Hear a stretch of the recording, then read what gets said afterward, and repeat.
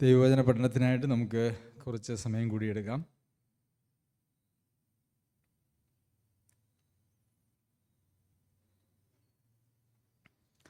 നമ്മൾ ഇന്ന് കേട്ടതായിട്ടുള്ള ദൈവവചനത്തോട് ചേർന്നും നമ്മൾ സാധാരണ ധാരാളം കേൾക്കാറുള്ളതായിട്ടുള്ള ഒരു വാക്കിനെയും അല്ലെങ്കിൽ വാചകത്തെയും ആസ്പദമാക്കിയാണ് ചില കാര്യങ്ങൾ പങ്കുവയ്ക്കാം എന്ന് ഞാൻ ആഗ്രഹിക്കുന്നത്.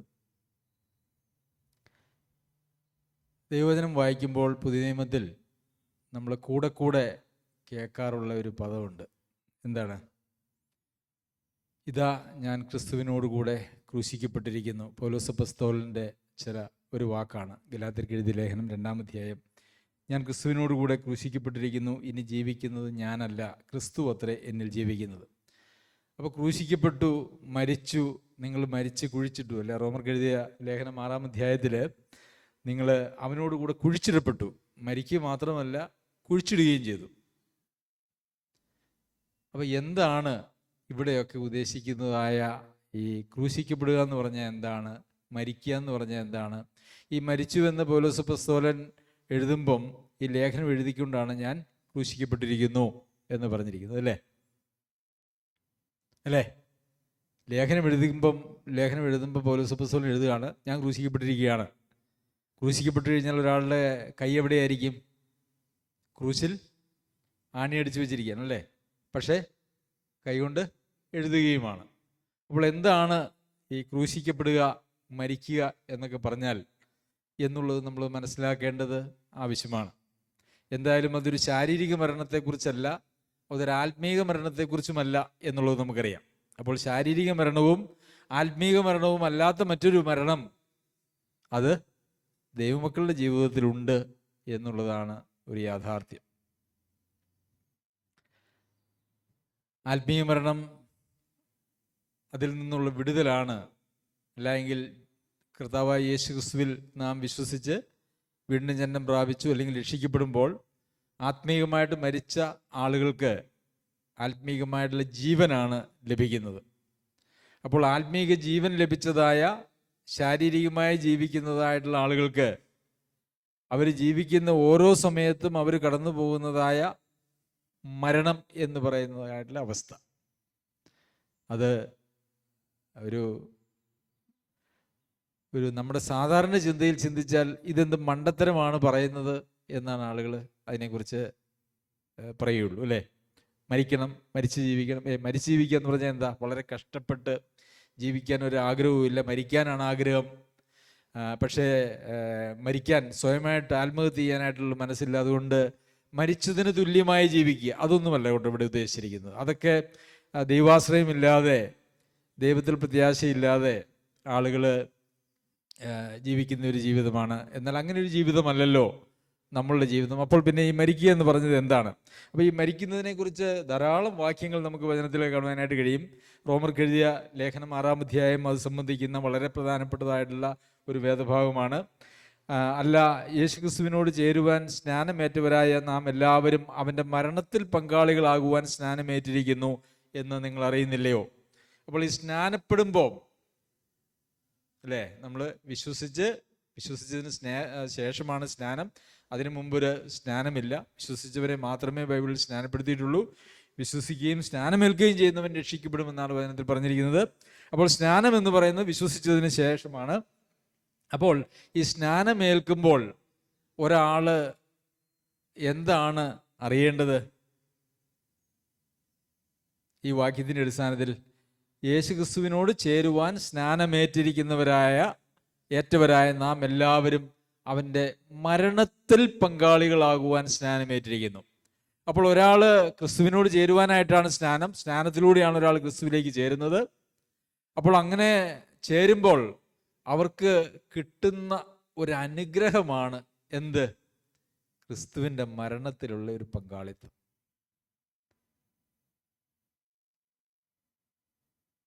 കർത്താവായ യേശു ക്രിസ്തുവിൽ വിശ്വസിച്ച് രക്ഷിക്കപ്പെട്ടു അല്ലെങ്കിൽ രക്ഷപ്രാപിക്കണം എന്നൊക്കെ പറയുമ്പോൾ നമ്മൾ അതൊരു വലിയ ഒരു നേട്ടമായിട്ട്, അത് നേട്ടം തന്നെയാണ്, അതൊരു വലിയ സംഭവമായിട്ട് നമ്മുടെ ജീവിതത്തിലിരിക്കുന്നു. ദൈവത്തിൻ്റെ മക്കൾ എന്നുള്ള സ്ഥാനത്ത് നിന്നും, അല്ല, പിശാചിൻ്റെ മക്കൾ എന്നുള്ള സ്ഥാനത്ത് നിന്നും ദൈവത്തിൻ്റെ മക്കളായിട്ട് നമ്മൾ മാറ്റപ്പെടുന്നു. അങ്ങനെയൊക്കെ നടക്കുന്നതായിട്ടുള്ള ആ സംഭവത്തെക്കുറിച്ച് പൗലോസ് അപ്പോസ്തലൻ പറയുകയാണ്, ക്രിസ്തുവിനോട് ചേരുവാനാണ് നിങ്ങൾ സ്നാനമേറ്റതല്ലേ. എന്നാൽ ആ സ്നാനം നിങ്ങൾ ഏറ്റപ്പോൾ, നിങ്ങൾ ക്രിസ്തുവിനോട് ചേരുമ്പോൾ അവൻ്റെ മരണത്തിൽ ഒരു പങ്കാളിത്തവും കൂടി നിങ്ങൾക്ക് തന്നിരിക്കുകയാണ്. അപ്പോൾ രക്ഷിക്കപ്പെടുക എന്ന് പറഞ്ഞാൽ അതിൻ്റെ അർത്ഥം എന്താ? അപ്പം ക്രിസ്തുവിൻ്റെ മരണത്തിൽ പങ്കാളികളായി തീരുക അല്ലേ? ശരിയല്ലേ? ആർക്കും എന്തെങ്കിലും സംശയമുണ്ടോ? അപ്പോൾ രക്ഷിക്കപ്പെടുക എന്ന് പറയുന്നതിന്, വീണ്ടും ജനിക്കുക, രക്ഷിക്കപ്പെടുക, അല്ലെങ്കിൽ ദൈവമക്കളാകുക എന്നൊക്കെ പറയുന്നതിന് നമുക്ക് വേണമെങ്കിൽ ഒരു പദവും കൂടെ ഉപയോഗിക്കാം. എന്താ? ഞാൻ ക്രിസ്തുവിൻ്റെ മരണത്തിൽ പങ്കാളിയായിട്ടുള്ള ആളാണ് എന്ന് പറഞ്ഞാൽ അതിൻ്റെ അർത്ഥം എന്താണെന്നറിയാവോ? ഞാൻ രക്ഷിക്കപ്പെട്ട ആളാണെന്നാണ്. അതിൻ്റെ ഒരു പര്യായ പദം പോലെ ഉപയോഗിക്കാവുന്ന ഒരു കാര്യമാണത്. അപ്പോൾ ക്രിസ്തുവിൻ്റെ മരണത്തിൽ പങ്കാളികളാകുക എന്ന് പറഞ്ഞാൽ, ക്രിസ്തു എന്ന മരിച്ചേ നമ്മുടെ കാലത്തിൻ്റെ പരിധിക്കുള്ളിൽ നിന്നുകൊണ്ട് നമ്മൾ സംസാരിച്ചാൽ ഒരുപക്ഷെ BC 29 30 ഒക്കെ ആയിരിക്കും കർത്താവ് മരിച്ചത്. AD BC 4 ജനിച്ചു, AD 29 മരിച്ചു എന്നാണ് അതിനെക്കുറിച്ച് ചരിത്രം പഠിക്കുന്നവർ രേഖപ്പെടുത്തിയിട്ടുള്ളത്. അപ്പോൾ ഏകദേശം 2000 വർഷം മുമ്പ് മരിച്ച കർത്താവിൻ്റെ മരണത്തിലേക്ക് നമ്മളെയും കൂടെ അങ്ങ് കൊണ്ടുപോവുക ചെയ്യുന്നത്. അതെങ്ങനെ സാധ്യമാകും? അതാണ് വിശ്വാസത്താൽ മാത്രം സാധ്യമാകുന്ന ഒരു കാര്യമാണത്. അപ്പോൾ കർത്താവിൻ്റെ മരണത്തിൽ എന്താണ് യഥാർത്ഥത്തിൽ സംഭവിച്ചത്? കർത്താവ് മരിച്ചത് നമ്മുടെ പാപത്തിൻ്റെ പരിഹാരത്തിനായിട്ട് പിതാവിൻ്റെ ഇഷ്ടത്തിനനുസരിച്ച് പിതാവിൻ്റെ ഇഷ്ടം നിറവേറ്റുകയാണ്. കർത്താവിനെ സംബന്ധിച്ച് ഈ ലോകത്തിൽ ജീവിച്ച് തൻ്റെ മരണത്തോടനുബന്ധിച്ച് കർത്താവ് പറഞ്ഞു, സകലതും നിവൃത്തിയായി. അതായത് കർത്താവിനെ ഏൽപ്പിച്ചതായിട്ടുള്ള, പിതാവ് ഏൽപ്പിച്ചതായിട്ടുള്ള എല്ലാ ശുശ്രൂഷകളും, അതുപോലെ തന്നെ മനുഷ്യൻ്റെ രക്ഷയ്ക്ക് വേണ്ടുന്നതായിട്ടുള്ള എല്ലാ കാര്യങ്ങളും, തിരുവെഴുത്തുകളിലൂടെ വെളിപ്പെടുത്തപ്പെട്ടതായിട്ടുള്ള എല്ലാ കാര്യങ്ങളും നിവൃത്തിയായി. അപ്പോൾ ആ ഒരു മരണത്തിലേക്ക് നമ്മളെ അങ്ങോട്ട് എടുത്ത് വെക്കുകയോ ചെയ്യുന്നത്, അതാണ് ക്രിസ്തീയ ജീവിതം. എന്നാൽ ഇന്ന് ലോകത്ത് പ്രസംഗിക്കപ്പെടുന്ന ക്രിസ്തീയ ജീവിതമൊന്നും അങ്ങനെയല്ല കേട്ടോ. അതുകൊണ്ട് നമുക്കിവിടെ വരുന്ന പല സഹോദരന്മാരും സഹോദരിമാരും, അല്ലെങ്കിൽ ഓൺലൈനിൽ പങ്കെടുക്കുന്നതായിട്ടുള്ള പല ആളുകളും പറയുന്ന ഒരു കാര്യമുണ്ട്. ഇന്ന് അനേക സഭകളിലും പ്രസംഗിക്കുന്നത് എന്താ? പഴയ നിയമമാണ്. സങ്കീർത്തനങ്ങളും അതുപോലെ തന്നെ പഴയ നിയമ പുസ്തകങ്ങളാണ് എല്ലാ സ്ഥലത്തും പ്രസംഗിക്കുന്നത്. കാരണം പുതിയ നിയമം പ്രസംഗിക്കുമ്പോൾ ഇങ്ങനെയൊക്കെ പ്രസംഗിക്കുന്നത് ഇത് ആർക്കും കേൾക്കാനായിട്ട് ഇഷ്ടമില്ല.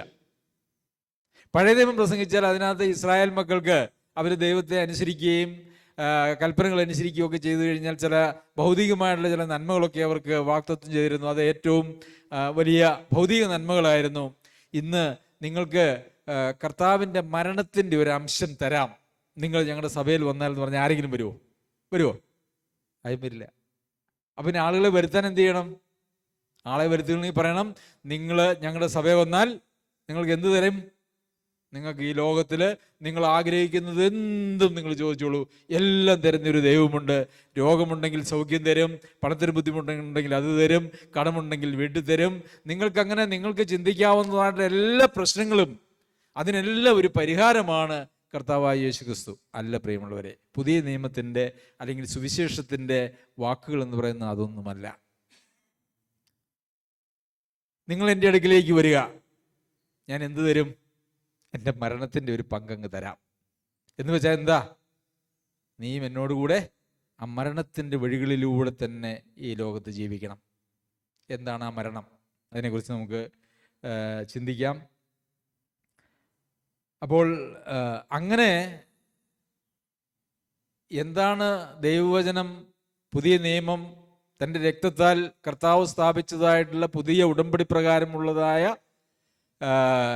രക്ഷയും നിത്യജീവനും ദൈവത്തോടു കൂടെയുള്ള വാസവും എന്ന് പറയുന്നത് നമ്മൾ കൃത്യമായിട്ട് മനസ്സിലാക്കേണ്ടത് ആവശ്യമാണ്.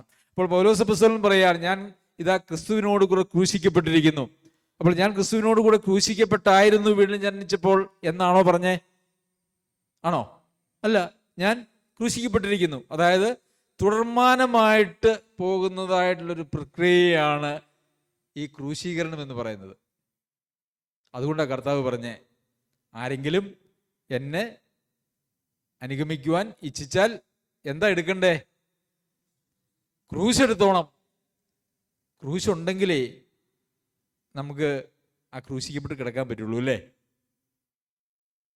അതുകൊണ്ടാണ് നിങ്ങൾ ക്രൂശും എടുത്തുകൊണ്ട് വന്നാൽ മതി. അതുകൊണ്ട് തന്നെ കർത്താവ് പറഞ്ഞ് ആരെയും കർത്താവ് ഒരിക്കലും നിർബന്ധിച്ചിട്ടില്ല. ഏതെങ്കിലും ആളെ കർത്താവ് നിർബന്ധിച്ച് കൂടെ കൂട്ടിയതായിട്ട് നിങ്ങൾക്ക് വചനത്തിൽ കാണാൻ കഴിയുന്നുണ്ടോ? വശീകരിച്ച്, പ്രലോഭിപ്പിച്ച്, നിർബന്ധിച്ച്, സമ്മർദ്ദം ചെലുത്തി ആരെയെങ്കിലും കർത്താവ് കൂടെ കൂട്ടിയിട്ടുണ്ടോ? ഇല്ല അല്ലേ? അങ്ങനെ ഒരു പരിപാടി ദൈവവചനത്തിലില്ല.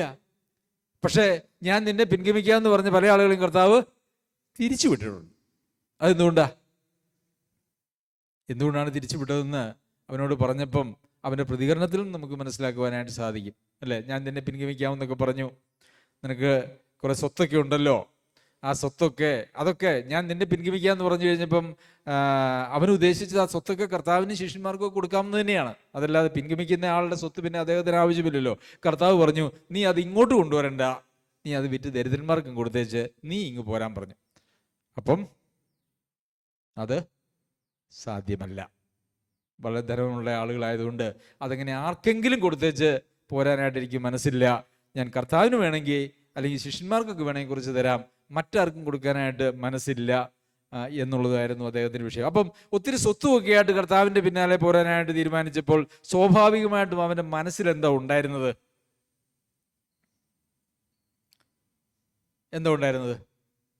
ഇപ്പൊ കർത്താവുണ്ട്, 12 ശിഷ്യന്മാരുണ്ട്. ശിഷ്യന്മാരൊക്കെ അങ്ങനെ വലിയ ആളുകളൊന്നുമല്ല, മീൻപിടുത്തക്കാരും ഉള്ള ബിസിനസ്സൊക്കെ ഇട്ടേച്ച് വന്ന വളരെ പാവപ്പെട്ട കുറച്ച് ആളുകളാണ്. അപ്പം ഇച്ചിരി സ്വത്തുമൊക്കെ ആയിട്ട് കർത്താവിന്റെ പിന്നാലെ കൂടിയാൽ ആരായിരിക്കും പിന്നെ പ്രധാന ശിഷ്യൻ അല്ലേ? അദ്ദേഹത്തിന്റെ മനസ്സിൽ കൂടെ കടന്നുപോയത് അതാ, ഞാനിനി എൻ്റെ സ്വത്തൊക്കെ കൊണ്ടുപോയി ഇവർക്ക് വേണ്ടുന്നതായിട്ടുള്ള അല്ലെ, സ്ത്രീകളും മറ്റ് പല സ്ത്രീകളൊക്കെയാണ് അവരുടെ സാമ്പത്തികമായിട്ടുള്ള ആവശ്യങ്ങളൊക്കെ നിറവേറ്റിക്കൊണ്ടിരുന്നത്. ഇനി ആരെയും ആശ്രയിക്കേണ്ട, എന്നെ മാത്രം ആശ്രയിച്ച് എൻ്റെ സ്വത്ത് കൊണ്ട് മാത്രം ഇനി കർത്താവും ശിഷ്യന്മാരും ഒക്കെ ഇനി എല്ലാ ശുശ്രൂഷയും ചെയ്യാൻ പോവുകയാണ്. അപ്പൊ എനിക്ക് എന്താ അവിടെ ഒരു സ്ഥാനം എന്താ? ഒരു പ്രധാന ശിഷ്യൻ. ഇത് കർത്താവ് അറിഞ്ഞു. കർത്താവിന് അവൻ്റെ ഉള്ളിലിരിപ്പ് മനസ്സിലായി. അതുകൊണ്ട് പറഞ്ഞു, നീ ഒന്നും ഇങ്ങോട്ട് തരണ്ട, നീ എല്ലാം വിറ്റ് കൊടുത്തേച്ച് നീ മാത്രം ഇങ്ങ് പോരാൻ പറഞ്ഞു. അതവന് വേണ്ട. പ്രിയമുള്ളവരെ, കർത്താവിൻ്റെ അടുക്കിലേക്ക് വരുന്ന ആളുകളെ കർത്താവ് തിരിച്ചു വിട്ടിട്ടേ ഉള്ളൂ. കർത്താവിൻ്റെ പഠിപ്പിക്കലൊക്കെ കേട്ടപ്പോൾ പലർക്കും ഭയങ്കരമാണ് അല്ലേ, ഇത് കഠിന വാക്ക്, ഇതെന്ന് എങ്ങനെ സാധിക്കും? ഇദ്ദേഹത്തിൻ്റെ രക്തം കുടിക്കണം, അപ്പം തിന്നണം, ഇതൊന്നും കേൾക്കാൻ പോലും, അത് എന്താണെന്നും മനസ്സിലാക്കാൻ പോലും അവർക്ക് താല്പര്യമില്ല. ഈ കൂടെ കൂടിയാൽ ശരിയാവുകയില്ല. ഇത് മരിക്കണം അല്ലേ, മരിച്ചാലല്ലേ രക്തം കുടിക്കാനും ശരീരം മാംസം ഭക്ഷിക്കാനൊക്കെ പറ്റുള്ളൂ. ഇതെന്തൊക്കെയോ വലിയ പ്രയാസമുള്ള കാര്യമാണ്. എല്ലാവരും പോയി. അപ്പോൾ 12 പേര് മാത്രം ശേഷിച്ചു. കർത്താവ് പറഞ്ഞു, നിങ്ങൾക്കും വേണേ പൊക്കോളാൻ പറഞ്ഞു. കർത്താവ് ആരെയും, പ്രിയമുള്ളവരെ, നമ്മളെ ആരെയും നിർബന്ധിച്ച് കർത്താവ് കൊണ്ടുപോവുകയില്ല. ഒരാളുടെ മേലും ഒരു സമ്മർദ്ദവും ദൈവം ചെലുത്തുകയില്ല. നിങ്ങൾ ഒരുവൻ എന്നെ പിൻഗമിക്കാൻ ഇച്ഛിച്ചാൽ, അതായത് നിങ്ങൾക്ക് പൊന്നു മനസ്സുണ്ടെങ്കിൽ അല്ലേ, നമ്മുടെ നാട്ടുഭാഷയിൽ എങ്ങനെ പറയും, നിങ്ങൾക്ക് പൊന്നു മനസ്സുണ്ടെങ്കിൽ എൻ്റെ കൂടെ പോരെ, എന്നാൽ പിന്നെ ഞാൻ എൻ്റെ ക്രൂശിൻ്റെ ഒരംശം നിനക്കും തരാം. അനുഗ്രഹം തരാമെന്നല്ല, സമ്പത്ത് തരാമെന്നല്ല, ഇവിടെ വലിയ സ്ഥാനമാനങ്ങളും തരാമെന്നല്ല കർത്താവ് പറഞ്ഞേ. എൻ്റെ ക്രൂശ് ഞാൻ അനുഭവിച്ചതായ, ഞാൻ എൻ്റെ ജീവിതത്തിലെടുത്ത് ഞാൻ കാൽവരിയിലെ കുരിശിൽ അവസാനിപ്പിച്ചതായ ഒരു ജീവിതമുണ്ടല്ലോ, ക്രൂശിൽ കിടന്നുകൊണ്ടുള്ള ക്രൂശിക്കപ്പെട്ട ജീവിതം, സ്വന്തം ഇഷ്ടമൊന്നും ചെയ്യാതെ പിതാവിനോട് പ്രാർത്ഥിച്ച് പിതാവിൻ്റെ ഇഷ്ടത്തിന് വേണ്ടി മാത്രം ജീവിച്ച, അങ്ങനെ ആ ഞെരുക്കമുള്ള വഴിയിലൂടെ നടന്നതായിട്ടുള്ള ആ ജീവിതത്തിൻ്റെ ഒരംശം ഞാൻ നിനക്കും തരാം. ഇതാണ് കർത്താവ് പറഞ്ഞിരിക്കുന്നത്. ഇതാണ് സുവിശേഷം, ഇതാണ് ക്രിസ്തീയ ജീവിതം. ഇത് പറഞ്ഞാൽ ആൾ കൂടൂല അല്ലേ? നമുക്കിവിടെ ഒരു പന്തലൊക്കെ കെട്ടി ഒരു രോഗശാന്തി ശുശ്രൂഷയും അത്ഭുത രോഗശാന്തി ശുശ്രൂഷയുണ്ടെന്ന് പറഞ്ഞ് ഒരു മൈക്ക് കെട്ടി ഇതിലെ ഒരൊറ്റ റൗണ്ട് ഒരു മൈക്ക് അനൗൺസ്മെന്റ് നടത്തിയാലുണ്ടല്ലോ, നമ്മൾ പറയുന്ന സമയത്ത് ഇവിടെ എങ്ങും ആർക്കും ഇരിക്കാൻ പറ്റാത്ത നിലയിൽ ആളുകൾ കൂടും. ആളുകൾക്ക് അതേ വേണ്ടൂ. എനിക്ക് ഓർമ്മയുണ്ട്, പഴയ സഭയിൽ അംഗമായിരുന്ന സഭയിൽ അവിടെ നമ്മുടെ ഒരു സഹോദരൻ്റെ ഒരു കുടുംബാംഗം, അവരുടെ ആയിരുന്ന സഭയിൽ വളരെ തീവ്രമായിട്ടുള്ള വിശ്വാസമുള്ള ആളുകളായിരുന്നു. എന്നാൽ ഒരു പുതിയ പ്രസ്ഥാനം വന്ന് അവരുടെ കൂടെ കൂടിയാൽ സാമ്പത്തികമായിട്ടുള്ള വലിയ അഭിവൃദ്ധി ഉണ്ടാകും എന്ന് അവരൊരു പരസ്യം കൊടുത്തു. ഈ സ്വന്തം സഭയിൽ തീവ്രമായ വിശ്വാസം ഉണ്ടായിരുന്നയാൾ അവിടെ ചെന്നു. അപ്പോൾ മനുഷ്യൻ്റെ നോട്ടം എന്ന് പറയുന്നത് ഈ 10, 80, 100 വർഷത്തെ ഈ ലോകത്തിലെ കാര്യങ്ങൾക്ക് വേണ്ടിയുള്ള സൗഖ്യവും സമാധാനവും ഒക്കെയാണ്. എന്നാൽ നിത്യതയെക്കുറിച്ചുള്ള കാഴ്ചപ്പാടുകൾ ആളുകൾക്ക് അശേഷം ഇല്ല.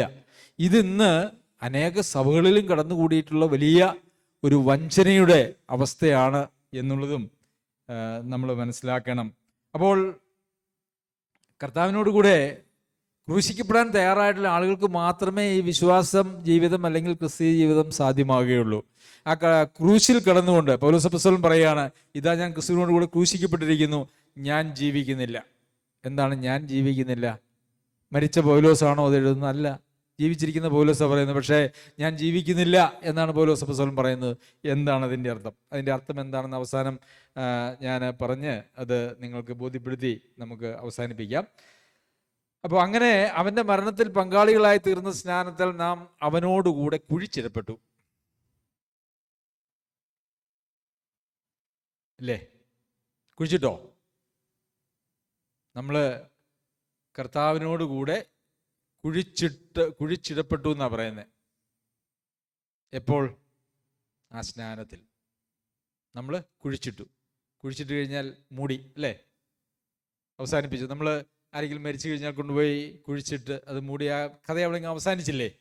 പിന്നെയുണ്ടോ ആള്? പിന്നെ നമുക്ക് എന്തെങ്കിലും ഓർമ്മയൊക്കെ നമ്മൾ ഇടയ്ക്ക് ഓർമ്മ ആചരിക്കും എന്ന് മാത്രമേ ഉള്ളൂ. ശരി, ഈ കുഴിച്ചിട്ട് തീർന്ന് നമ്മൾ ഉയർത്തെഴുന്നേറ്റോ?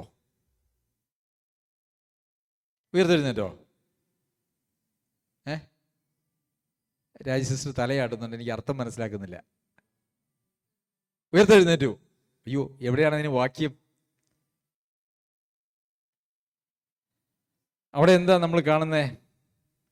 അവൻ്റെ മരണത്തിൽ പങ്കാളികളായി തീർന്ന സ്നാനത്തിൽ അവനോടുകൂടി കുഴിച്ചിടപ്പെട്ടു. ക്രിസ്തു മരിച്ചിട്ട് പിതാവിൻ്റെ മഹിമയാൽ ജീവിച്ചെഴുന്നേറ്റതുപോലെ നാമും ജീവന്റെ പുതുക്കത്തിൽ നടക്കേണ്ടതിന് തന്നെ. അപ്പോൾ ക്രിസ്തു മരിച്ചിട്ട് പിതാവിൻ്റെ മഹിമയാൽ ജീവിച്ചെഴുന്നേറ്റു, അല്ലേ? ക്രിസ്തു ഉയർത്തെഴുന്നേറ്റു എന്ന് നമ്മൾ കാണുന്നുണ്ട്. നമ്മൾ ഉയർത്തെഴുന്നേറ്റു എന്ന് അവിടെ കാണുന്നില്ല. ഉണ്ടോ? നമ്മൾ ജീവന്റെ പുതുക്കത്തിൽ നടക്കേണ്ടതിനെന്ന് പറയുന്നുണ്ട്. പക്ഷെ നമ്മളവിടെ ഉയർത്തെഴുന്നേറ്റതായിട്ട് കാണുന്നില്ല. നമ്മൾ എന്തിനെയോ ഒന്നിനെ കൊണ്ടുപോയി കുഴിച്ചിട്ടത് അങ്ങ് അവസാനിപ്പിച്ചു. അതാണ് ഈ മരിച്ചു എന്ന് പറയുന്നത്. അവിടെ നമ്മൾ ഉയർത്തെഴുന്നേറ്റതായിട്ട് അവിടെ കാണുന്നുണ്ടോ? ഇല്ല. നമ്മൾ കുഴിച്ചിട്ടു, ഉയർത്തെഴുന്നേറ്റിട്ടില്ല. പിന്നെ ഒരു പുതിയ മനുഷ്യനാണ് പിന്നെ ജനിക്കുന്നത്, അല്ലേ? ഒരുവൻ ക്രിസ്തുവിലായാൽ അവൻ പുതിയ സൃഷ്ടിയാകുന്നു. പഴയതിനെ കൊണ്ടുപോയി കുഴിച്ചിട്ടു, അത് അവിടെ അങ്ങോട്ട് തീർന്നു. അതാണ് ഞാൻ മരിച്ചു എന്ന് പറയുന്നത്. ഇതാ ഞാൻ ക്രിസ്തുവിനോട് കൂടെ ക്രൂശിക്കപ്പെട്ടിരിക്കുന്നു. വീണ്ടും എല്ലാവർക്കും വേണ്ടി ഒരുവൻ മരിച്ചിരിക്കെ എല്ലാവരും മരിച്ചുവെന്നും ജീവിക്കുന്നവർ തങ്ങൾക്കായിട്ടല്ല തങ്ങൾക്ക് വേണ്ടി മരിച്ചുയർത്തവനായിട്ട് തന്നെ ജീവിക്കേണ്ടതിന് അവൻ എല്ലാവർക്കും വേണ്ടി മരിച്ചുവെന്നും ഞങ്ങൾ നിർണയിച്ചിരിക്കുന്നു. അത് നമ്മൾ കൊരിന്ത്യർക്ക് എഴുതിയ 2-ാം ലേഖനത്തിൽ വായിക്കുന്നതാണ്. കൊലോസ്യർക്ക് എഴുതിയ ലേഖനം 3-ാം അധ്യായത്തിൽ നമ്മൾ വായിക്കുന്നത്, നിങ്ങൾ മരിച്ച് നിങ്ങളുടെ ജീവൻ ക്രിസ്തുവിനോട് കൂടെ ദൈവത്തിൽ മറഞ്ഞിരിക്കുന്നു. നിങ്ങൾ മരിച്ചെങ്കിലും നിങ്ങളൊരു ജീവനുണ്ട്, ആ ജീവൻ ക്രിസ്തുവിനോട് കൂടെയാണ്, അത് ദൈവത്തിൽ മറഞ്ഞിരിക്കുകയാണ്. അപ്പോൾ അവിടെയും പറയുന്നത് നിങ്ങൾ മരിച്ചു എന്നാണ്. വീണ്ടും റോമർക്ക് എഴുതിയ ലേഖനം 6-ാം അധ്യായത്തിലേക്ക് വരുമ്പോൾ, ഇനി നാം പാപത്തിന് അടിമപ്പെടാതെ വണ്ണം പാപശരീരത്തിന് നീക്കം വരേണ്ടതിന് നമ്മുടെ പഴയ മനുഷ്യൻ അവനോടുകൂടെ ക്രൂശിക്കപ്പെട്ടു എന്ന് നാം അറിയുന്നു. അപ്പോൾ പഴയ മനുഷ്യനാണ് ക്രൂശിക്കപ്പെട്ടു. പഴയ മനുഷ്യനെയാണ് കൊണ്ടുപോയി ക്രൂശിച്ച് കൊന്ന്, അല്ലേ, അവിടെ കൊണ്ട് കുഴിച്ചിട്ട് വെച്ചിങ്ങ് പോന്നു. അവൻ പിന്നെ ഉയർത്തെഴുന്നേറ്റില്ല. ഈ പഴയ മനുഷ്യന് ഉയർത്തെഴുന്നേക്കാൻ നമ്മൾ അനുവദിക്കുന്നു എന്നുള്ളതാണ് ഈ ക്രിസ്തീയ ജീവിതത്തിലെ ഏറ്റവും വലിയ പ്രശ്നമെന്ന് പറയുന്നത്. നമ്മൾ ഈ പഴയ മനുഷ്യനെ ഇടയ്ക്ക് വിളിച്ചുണർത്തും. ആ കുഴിച്ചിട്ടെടുത്ത് നിന്ന് നമ്മൾ പോയി മാന്തി പൊക്കിയെടുക്കും. എന്നിട്ട് അവനെ നമ്മളോട് ചേർത്ത് വെക്കുമ്പോഴാണ് ഈ പഴയ മനുഷ്യൻ്റെതായിട്ടുള്ള സ്വഭാവങ്ങളൊക്കെ നമ്മുടെ ജീവിതത്തിൽ ഉണ്ടാകുന്നത്. അങ്ങനെ മരിച്ചവൻ പാപത്തിൽ നിന്ന് മോചനം പ്രാപിച്ചിരിക്കുന്നു. അപ്പോൾ ഈ സ്നാനപ്പെട്ടപ്പോൾ കൊണ്ടുപോയി നിങ്ങളുടെ നിങ്ങളെ എന്നിവിടെ പറയുന്ന നമ്മുടെ പഴയ ആ മനുഷ്യനെ, പഴയ പ്രകൃതത്തെ, പഴയ സ്വഭാവത്തെ, പഴയ ആളെ, പഴയ ഹൃദയത്തെ, അങ്ങനെയൊക്കെ നമുക്ക് പറയാനായിട്ട് കഴിയും.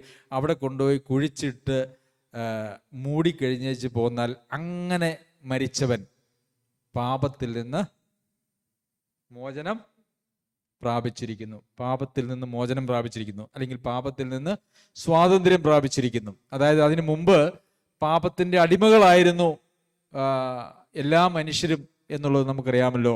പാപത്തിൻ്റെയും പിശാചിൻ്റെയും അടിമത്വത്തിലായിരുന്നു മനുഷ്യരെ, ലോകം മുഴുവൻ അങ്ങനെയാണ്. എന്നാൽ ഈ പഴയ മനുഷ്യനെ കർത്താവായ യേശുക്രിസ്തുവിൽ വിശ്വസിച്ച് ഒരാൾ സ്നാനപ്പെടുമ്പോൾ അങ്ങനെ പാപത്തിൻ്റെ അടിമയായിരുന്ന ആ പഴയ മനുഷ്യനെ കൊണ്ടുപോയി അവിടെ അങ്ങോട്ട് കുഴിച്ചിട്ടു. പിന്നെ ഒരു പുതിയ മനുഷ്യനാണ്, ഒരു പുതിയ സൃഷ്ടിയാണ് പിന്നെ ഈ ലോകത്ത് ജീവിക്കുന്നത്. അതാണ് ക്രിസ്തീയ ജീവിതം. ഈ പഴയ മനുഷ്യൻ എവിടെയാ? റോമർക്ക് എഴുതിയ ലേഖനം 6-ാം അധ്യായത്തിൽ പ്രകാരം ആ പഴയ മനുഷ്യനെ കൊണ്ടുപോയി കൊന്ന് കുഴിച്ചിട്ട് മൂടി നമ്മൾ ശവസംസ്കാര ശുശ്രൂഷയും കഴിഞ്ഞിട്ട് പോന്നു. പിന്നെ അത് താത്വികമായിട്ട് ഉള്ളൊരു യാഥാർത്ഥ്യമാണ്. എന്നാൽ നമ്മളിൽ ഈ പ്രശ്നങ്ങൾ, നമ്മുടെ ജഡത്തിൽ ഈ പ്രശ്നങ്ങളുണ്ട്. സഹോദരനും അതിനെക്കുറിച്ച് സൂചിപ്പിച്ചു, ഈ പ്രശ്നങ്ങളുണ്ട്. അപ്പോൾ അതിനുള്ള മാർഗമാണ് പ്രിയ സഹോദരൻ പ്രസംഗിച്ചപ്പോൾ പറഞ്ഞതായിട്ടുള്ള കാര്യം. എന്ത്? നിങ്ങളുടെ ശരീരങ്ങളെ ആത്മാവ് രക്ഷിക്കപ്പെട്ടു, ഹൃദയപരിശോധന നടന്നു, ആത്മാവിന് രക്ഷ കിട്ടി. അപ്പോൾ പ്രശ്നമുള്ള 2 സാധനങ്ങളുണ്ട്. എന്തൊക്കെയാണ്? നമ്മുടെ ശരീരമുണ്ട്, നമ്മുടെ മനസ്സുമുണ്ട്. ശരീരത്തെ എന്ത് ചെയ്യണം? യാഗമായിട്ട് അങ്ങ് കൊടുത്തേക്കുക ദൈവത്തിന്. മനസ്സിനെ എന്ത് ചെയ്യണം? പുതുക്കി രൂപാന്തരപ്പെടുത്തുക. ഇതാണ് ക്രിസ്ത്യ ജീവിതം. ശരീരത്തെ യാഗമായി കൊടുക്കുക. എങ്ങനെയാണ് ഒരു യാഗമായി നമ്മുടെ ശരീരത്തെ നമ്മൾ കൊടുക്കുക എന്ന് പറയുമ്പോൾ എന്താ ഉദ്ദേശിക്കുന്നത്? നമുക്കറിയാം, പഴയ നിയമകാലത്ത് യാഗങ്ങളെക്കുറിച്ചൊക്കെ നമ്മൾ ലേവ്യ പുസ്തകത്തിലും തുടർന്നുള്ള പുസ്തകങ്ങളിലൊക്കെ നമ്മൾ വായിക്കുന്നുണ്ട്. യാഗമർപ്പിക്കുന്ന മൃഗം അത് ഒരു ഊനവുമില്ലാത്തതായിരിക്കണം. ഊനമുള്ളതിനൊന്നും യാഗമർപ്പിക്കാനായിട്ട് കൊണ്ടുപോകാൻ പാടില്ല. അത് വലിയ ശാപകരമായിട്ടുള്ള കാര്യമാണ്. ദൈവപ്രസാദം ലഭിക്കില്ല എന്ന് മാത്രമല്ല, അത് ദോഷം ഉണ്ടാകുന്നതായിട്ടുള്ള കാര്യമാണ്. അപ്പോൾ ഊനമില്ലാത്ത ഒരാളിനെ കൊണ്ടുപോയി കെട്ടി ആ യാഗപീഠത്തിന്മേൽ കിടത്തി, അല്ലേ, യാഗമായി സമർപ്പിക്കും. പിന്നെ എന്ത് ചെയ്യും? പുരോഹിതൻ അതിനെ ഒന്ന് അറക്കും. യാഗമായി ദൈവത്തിൻ്റെ മുമ്പിൽ നിരന്തരമായി സമർപ്പിച്ചുകൊണ്ടുള്ള ഒരു ജീവിതം, അതാണ് ക്രിസ്ത്യ ജീവിതം. നമ്മുടെ ജീവിതമേ മരണം വരെ നമ്മളൊരു യാഗപീഠത്തിൽ കിടക്കുന്നതായിട്ടുള്ളൊരു ജീവിതമാണ്. യാഗപീഠത്തിൽ ആടിനെ അഴിച്ചുവിട്ടേക്കുവാണോ ചെയ്യുക? ആണോ? ഇസ്ഹാക്കിനെ യാഗം കഴിക്കാനായിട്ട് എബ്രഹാം കൊണ്ടുപോയപ്പോൾ അങ്ങനെ മോനെ നീ ആ യാഗപീഠത്തിൽ നിന്ന് കയറി കിടക്ക് എന്നാണോ പറഞ്ഞത്? അല്ലേ, അവനെ കെട്ടിയിട്ടാണ്. ഏതൊരു യാഗം അർപ്പിക്കുന്ന ഏതൊരു മൃഗത്തെയും കെട്ടി എന്ന് വെച്ചാൽ എന്താ? യാതൊരു സ്വാതന്ത്ര്യവും ഇല്ല. കെട്ടപ്പെട്ട് അടുക്കി വെച്ചിരിക്കുന്നതായിട്ടുള്ള വിറകിന്മേൽ കെട്ടി ഇട്ടിരിക്കുന്നതായിട്ടുള്ള ഒരു മൃഗം സ്വയമായി ഒന്നും ചെയ്യുവാൻ അനുവാദമില്ല. സ്വന്തം ഇഷ്ടത്തിന് വേണ്ടി യാതൊരു കാര്യവും ചെയ്യാനായിട്ട് കഴിയില്ല. അവിടെ ആ മൃഗത്തിന് എന്തെങ്കിലും നമ്മൾ വെള്ളം കുടിക്കാൻ കൊടുത്താൽ കുടിക്കാമെന്നുള്ളതല്ലാതെ സ്വന്തമായിട്ടുള്ള ഓരോ താല്പര്യങ്ങൾക്കും പ്രസക്തിയില്ലാത്ത ജീവിതമാണ് ക്രിസ്തീയ ജീവിതം. യാഗമായി അർപ്പിക്കണമെന്ന് പറഞ്ഞപ്പോൾ അതിൻ്റെ അർത്ഥം, നമുക്ക് സ്വന്തമായിട്ട് തൻ്റെ ജീവനെ നേടുവാൻ ഇച്ഛിക്കുന്നവൻ അതിനെ കളയും. സ്വന്തമായ ഇഷ്ടങ്ങൾക്ക് വേണ്ടി ജീവിക്കുന്ന ആളുകൾക്ക് യാഗമായിട്ട് തീരാനായിട്ട് കഴിയില്ല. യാഗമായിട്ട് തീർന്ന ഒരാളെ സംബന്ധിച്ചിടത്തോളം അവർക്ക് സ്വന്തം ഇഷ്ടത്തിന് യാതൊരു ഒരു പ്രാധാന്യവും അവരുടെ ജീവിതത്തിൽ ഉണ്ടാവുകയില്ല. ആർക്കാണോ യാഗമായി സമർപ്പിച്ചത് അവരുടെ ഇഷ്ടത്തിന് വേണ്ടി മാത്രം വിധിക്കപ്പെട്ട ആളുകളാണ് അവർ. അതിനെ ഇനി അഴിച്ചുവിടാനോ അല്ലെങ്കിൽ അതിനെ എന്ത് ചെയ്യണമെന്ന് തീരുമാനിക്കുന്നത് ആർക്കാണോ യാഗമായി സമർപ്പിച്ചത് അവർക്കുള്ള അനുവാദം മാത്രമാണ്. സ്വയമായിട്ടുള്ള യാതൊന്നുമില്ല. പ്രിയമുള്ളവരെ, നമ്മളുടെ ജീവിതമൊക്കെ അങ്ങനെയാണോ? അതെയോ നമ്മളുടെ ആത്മീയ ജീവിതം, ക്രിസ്തീയ ജീവിതം എന്നൊക്കെ പറയുന്നത് ഞായറാഴ്ച എവിടെയെങ്കിലും പോയി ഒരു ആരാധിച്ചു എന്ന് പറയുന്നതിൽ വരുന്ന തൃപ്തി കൊണ്ടോ, അല്ലെങ്കിൽ എല്ലാ ദിവസവും കുറച്ച് സമയം പ്രാർത്ഥിച്ചു എന്ന് പറയുന്നതിൻ്റെ തൃപ്തി കൊണ്ടോ, അതല്ല എങ്കിൽ കുറച്ച് ദൈവവചനം കേട്ടു, പഠിച്ചു, വായിച്ചു എന്നുള്ളതിൽ മാത്രം തൃപ്തി അടയുന്നതാണോ നമ്മളുടെ ജീവിതം? നമ്മൾ ക്രിസ്തീയ ജീവിതമല്ല കേട്ടോ ജീവിക്കുന്നത്. ഇന്ന് ക്രിസ്തീയ ലോകത്ത് ഈ സുവിശേഷ വിഹിത സഭകളിൽ പോലും രക്ഷിക്കപ്പെട്ടവർ എന്ന് പറയുന്നതായിട്ടുള്ള ആളുകൾ ജീവിക്കുന്നതായിട്ടുള്ള സഭകളിൽ പോലും ക്രിസ്തീയ ജീവിതം കണ്ടെത്തുക വളരെ പ്രയാസമാണ്. എല്ലാവരും അവരവരുടെ ജീവിതമാണ് ജീവിക്കുന്നത്. തൻ്റെ ജീവനെ നേടുവാൻ ഇച്ഛിക്കുന്നവൻ അതിനെ കളയാം എന്നല്ല, പോകാം എന്നല്ല, അതിനെ കളയും എന്നുള്ള അസർട്ടീവായിട്ട്, പൂർണ്ണമായിട്ട്, തർക്കരഹിതമായിട്ടുള്ള പ്രസ്താവനയാണ്. 8-ാം അധ്യായത്തിലേക്ക് വരുമ്പോൾ അതിന് പൗലോസ് അപ്പോസ്തലൻ വേറൊരു പദം കൂടി ഉപയോഗിച്ചിട്ടുണ്ട്. ജഡത്തെ അനുസരിച്ച് ജീവിച്ചാൽ നിങ്ങൾ മരിക്കും. സംശയമുണ്ടെന്നാണോ? നിശ്ചയമാണ്, അല്ലേ? റോമർക്ക് എഴുതിയ ലേഖനം 8-ാം അധ്യായത്തിന് 1-ാമത്തെ വാക്യം നമ്മൾ വായിക്കുന്ന, ആകയാൽ ക്രിസ്തുയേശുവിലുള്ളവർക്ക് ഒരു ശിക്ഷാവിധിയുമില്ല. നിങ്ങൾ ഇംഗ്ലീഷ് അറിയാവുന്ന ഒരു KJV ബൈബിൾ എടുത്ത് നോക്കിക്കഴിഞ്ഞാൽ അതിനകത്ത് എഴുതിയിരിക്കുന്ന ഇച്ചിരി വ്യത്യാസമുണ്ട്. അത് വേറൊരു ഒരു മാനുസ്ക്രിപ്റ്റിൽ നിന്നുള്ളതാണ്. ആകയാൽ ക്രിസ്തുയേശുവിൽ ഉള്ളവർക്ക്, ജഡത്തെ അല്ല ആത്മാവിനെ അനുസരിച്ച് നടക്കുന്നവർക്ക് ഒരു ശിക്ഷാവിധിയുമില്ല. അതിന് ബാക്കിയായിട്ടാണ് നിങ്ങൾ ജഡത്തെ അനുസരിച്ച് ജീവിച്ചാൽ നിങ്ങൾ മരിക്കും നിശ്ചയം എന്ന് പറഞ്ഞിരിക്കുന്നത്. അപ്പോൾ ക്രിസ്തീയ ജീവിതം എന്ന് പറഞ്ഞാൽ നമ്മളുടേതായിട്ടുള്ള എല്ലാ ഇഷ്ടങ്ങളും മാറ്റിവെച്ച് നമ്മൾ യേശുവിനെ കർത്താവായി സ്വീകരിച്ചപ്പോൾ യേശുവിൻ്റെ കർത്തൃത്വത്തിൻ്റെ കീഴിലേക്ക് നമ്മളെ സമ്പൂർണ്ണമായിട്ട് കൊണ്ട് സമർപ്പിച്ചു, അല്ലേ? യേശുവിനെ കർത്താവായി സ്വീകരിക്കുക എന്ന് പറഞ്ഞാൽ എന്താ അതിൻ്റെ അർത്ഥം? ഇനി ഞാൻ യേശു പറയുന്നത് മാത്രമേ കേൾക്കുകയുള്ളൂ, അത് മാത്രമാണ് എൻ്റെ ജീവിതത്തിൻ്റെ ലക്ഷ്യം. വേറെ ആര് പറഞ്ഞാലും ഞാൻ കേൾക്കില്ല. അപ്പം പറഞ്ഞാൽ കേൾക്കില്ല, അമ്മ പറഞ്ഞാൽ കേൾക്കില്ല, അല്ലെങ്കിൽ ഭാര്യ പറഞ്ഞാൽ കേൾക്കില്ല, ഭർത്താവ് പറഞ്ഞാൽ കേൾക്കില്ല, അതല്ലെങ്കിൽ അയൽവക്കക്കാരൻ പറഞ്ഞാൽ കേൾക്കില്ല, ബോസ് പറഞ്ഞാൽ കേൾക്കില്ല, ആര് പറഞ്ഞാലും കേൾക്കില്ല. കർത്താവായ യേശു ക്രിസ്തു പറഞ്ഞാൽ മാത്രമേ ഞാൻ അനുസരിക്കുകയുള്ളൂ. ഈ പറഞ്ഞ ബന്ധങ്ങളിലൊക്കെ നമുക്ക് ഉത്തരവാദിത്വങ്ങളുണ്ട് എന്നുള്ളത് ശരിയാണ്. ഭാര്യ ഭർത്താവിനെ കീഴടങ്ങണം എന്നുള്ളതായിട്ടുള്ള ഉത്തരവാദിത്വമുണ്ട്. മക്കൾ മാതാപിതാക്കന്മാരെ ബഹുമാനിക്കുകയും സ്നേഹിക്കുകയും വേണമെന്നുള്ളതായിട്ടുള്ള കൽപ്പനകളുണ്ട്. ഭർത്താക്കന്മാർ ഭാര്യമാരെ സ്നേഹിക്കണമെന്ന് പറയുന്ന കൽപ്പനകളുണ്ട്. ഈ കൽപ്പനകളൊക്കെ ഉള്ളപ്പോഴും ദൈവഹിതത്തിന് വിരോധമായിട്ട് പറയുന്നതായിട്ടുള്ള കാര്യങ്ങൾ നമുക്ക് ബാധകമല്ല എന്നുള്ളതാണ്. എന്നാൽ സ്ത്രീകളെ സംബന്ധിച്ചിടത്തോളം നിങ്ങളുടെ നല്ല നടപ്പിനാൽ പുരുഷന്മാർ ചേർന്ന് വരുമെന്നുള്ളതായിട്ടുള്ളൊരു വാഗ്ദത്തം, ഒരു പ്രത്യേക വാഗ്ദത്തം അവർക്ക് കൊടുക്കുന്നുണ്ട്. എന്നാൽ പുരുഷന്മാരോട് അങ്ങനെ പറഞ്ഞിട്ടില്ല. ഞാനതങ്ങനെ ആലോചിച്ചിട്ടുണ്ട്. നിങ്ങളുടെ ഭാര്യമാർ അങ്ങനെ വിശ്വാസികളല്ല എങ്കിൽ നിങ്ങളുടെ നല്ല നടപ്പ് കൊണ്ട് അവർ ചേർന്ന് വരുമെന്ന് പറഞ്ഞിട്ടില്ല എന്നുള്ളത് കൊണ്ട് അങ്ങനെ സംഭവിക്കുകയില്ല എന്നൊന്നുമില്ല കേട്ടോ. എന്നാലും പ്രത്യേകിച്ച് അങ്ങനെ പറയാത്തത് എന്താണ് എന്നൊരു സംശയം എൻ്റെ മനസ്സിൽ വന്നിട്ടുണ്ട് എന്നുള്ളത് മാത്രം. അപ്പോൾ പ്രിയമുള്ളവരെ, നമ്മൾ നമ്മുടെ ആ പഴയ മനുഷ്യനെ കൊണ്ടുപോയി കൊന്ന് അവിടെ കുഴിച്ചിട്ടിട്ടുണ്ട് എങ്കിൽ മാത്രമേ, അവിടെ ഒരു മരണത്തെ നാം ഏറ്റിട്ടുണ്ടെങ്കിൽ മാത്രമേ ഈ പാപത്തിൽ നിന്നുള്ളതായിട്ടുള്ള സ്വാതന്ത്ര്യം നമുക്ക് ലഭിച്ചിട്ടുള്ളൂ. അങ്ങനെ മരിച്ചവൻ, അതാണ് നമ്മൾ വായിക്കുന്നത്, അങ്ങനെ മരിച്ചവൻ പാപത്തിൽ നിന്ന് മോചനം പ്രാപിച്ചിരിക്കുന്നു. അതിനുശേഷം 8-ാമത്തെ വാക്യത്തിലേക്ക് വരുമ്പോൾ, നാം ക്രിസ്തുവിനോടുകൂടെ മരിച്ചുവെങ്കിൽ അവനോടുകൂടെ ജീവിക്കും എന്നും വിശ്വസിക്കുന്നു. അപ്പോൾ എന്താണ് പിന്നെ പറയുന്നത്? അവനോടുകൂടെ ജീവിക്കണമെങ്കിൽ എന്ത് ചെയ്യണം? അവനോടുകൂടെ മരിക്കണം. അവനോടുകൂടെ എവിടെയാണ് മരിക്കേണ്ടത്? ആ ക്രൂശിൽ. ആ ക്രൂശ് നമ്മുടെ കയ്യിൽ എപ്പോഴും ഉണ്ടല്ലേ? കാരണം നമ്മളത് എടുത്തുകൊണ്ടാണ് യാത്ര തുടങ്ങിയേ. കർത്താവ് പറഞ്ഞു, ആരെങ്കിലും എന്നെ പിൻഗമിക്കാൻ ഇച്ഛിച്ചാൽ അവൻ ആദ്യം ചെയ്യേണ്ടത് അവൻ്റെ ക്രൂശ് എടുക്കണം. രണ്ടാമത് തന്നെ ത്യജിക്കണം. തന്നെ ത്യജിക്കുക എന്ന് പറഞ്ഞാൽ എന്താ? എൻ്റെ ഇഷ്ടങ്ങളൊന്നുമില്ല, അല്ലേ? ഞാൻ യേശുവിൻ്റെ ഒരടിമയാണ്, യേശുവാണ് എൻ്റെ യജമാനൻ, യേശുവിൻ്റെ ഇഷ്ടം മാത്രമാണ് എൻ്റെ ഇഷ്ടം, എനിക്ക് യാതൊരു ഇഷ്ടങ്ങളും ഇല്ല. അതാണ് തന്നെ ത്യജിക്കുക എന്ന് പറയുന്ന അർത്ഥം. അപ്പോൾ ഈ ക്രൂശും എടുത്ത് തന്നെ ത്യജിച്ചിട്ട് മാത്രം എൻ്റെ പിന്നാലെ വന്നാൽ മതി എന്നാണ് കർത്താവ് പറയുന്നത്. ഇവിടെ റോമർക്ക് എഴുതിയ ലേഖനത്തിൽ നമ്മൾ വായിക്കുന്നത്, നിങ്ങൾ അവനോടുകൂടെ മരിച്ചുവെങ്കിൽ അവനോടുകൂടെ നിങ്ങൾ ജീവിക്കും. അപ്പോൾ കർത്താവിനോടുകൂടെ ജീവിക്കണമെങ്കിൽ അതിനു മുമ്പിൽ ഒരു മരണവും ഒരു കുഴിച്ചിടലും ഒക്കെ നമ്മുടെ ജീവിതത്തിൽ സംഭവിക്കണം എന്നുള്ളതാണ് യാഥാർത്ഥ്യം. കൊലോസ്യർക്ക് എഴുതിയ ലേഖനം 3-ാം അധ്യായത്തിൽ, നിങ്ങൾ മരിച്ച് നിങ്ങളുടെ ജീവൻ ക്രിസ്തുവിനോടുകൂടി ദൈവത്തിൽ മറഞ്ഞിരിക്കുന്നു. അവിടെയും മരിച്ചവർക്ക് മാത്രമാണ് ഈ ദൈവിക ജീവൻ ലഭിക്കുന്നത്. ആ മരണത്തിലാണ് ദൈവിക ജീവൻ നമ്മളിലേക്ക് വ്യാപരിക്കുകയും നാം നിത്യജീവൻ്റെ പങ്കാളികളായിട്ട് തീർന്ന് ദൈവസന്നിധിയിൽ അവനോടുകൂടെ ഇരിക്കുകയും ചെയ്യുന്നത്. നമ്മുടെ ജീവനായ ക്രിസ്തു. അപ്പം നമ്മുടെ ജീവൻ ആരാണ്? നമ്മുടെ ജീവൻ ക്രിസ്തുവാണ്. അതുകൊണ്ടാണ് ആകയാൽ ക്രിസ്തുയേശുവിലുള്ളവർക്ക് ഒരു ശിക്ഷാവിധിയുമില്ല എന്ന് പറയുന്നത്. കാരണം ക്രിസ്തുയേശുവിൽ വസിക്കുന്ന ഒരാൾക്ക് ക്രിസ്തുവിൻ്റെ ജീവനുണ്ട്. ക്രിസ്തുവിൻ്റെ ജീവൻ എന്ന് പറയുന്നത് നിത്യജീവനാണ്, അല്ലേ?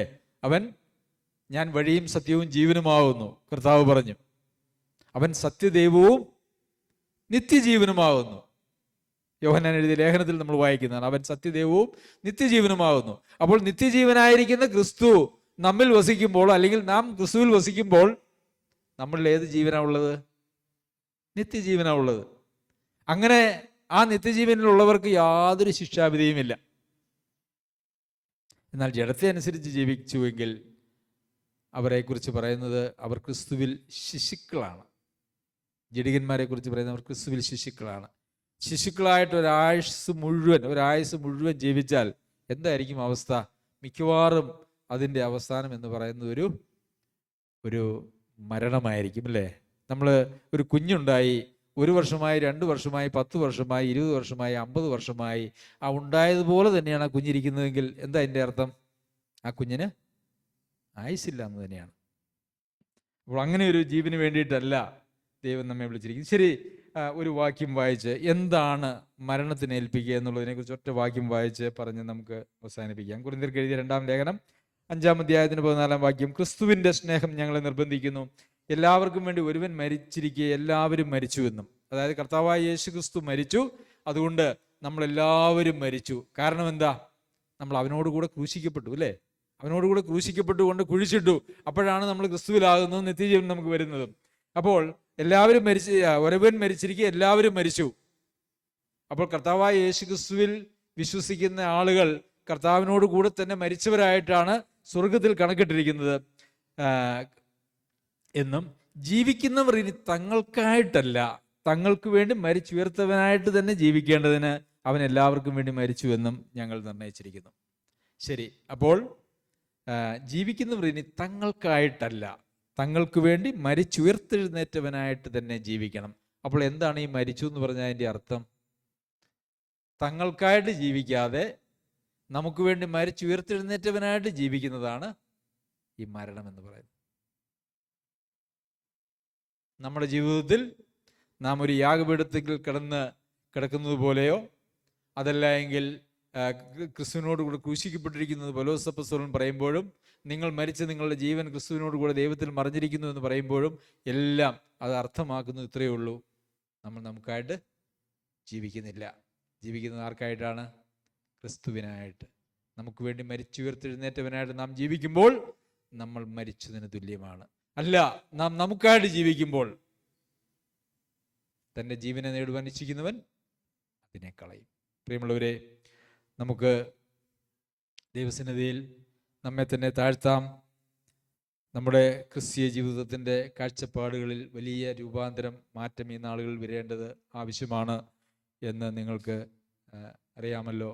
ദൈവം നമ്മെ സഹായിക്കട്ടെ. ഈ വചനങ്ങളാൽ ദൈവം നമ്മുടെ ജീവിതത്തിന് രൂപാന്തരവും വിശദീകരണവും നൽകുമാറാകട്ടെ. അവൻ്റെ അതിപരിശുദ്ധ നാമം വാഴ്ത്തപ്പെടുമാറാകട്ടെ.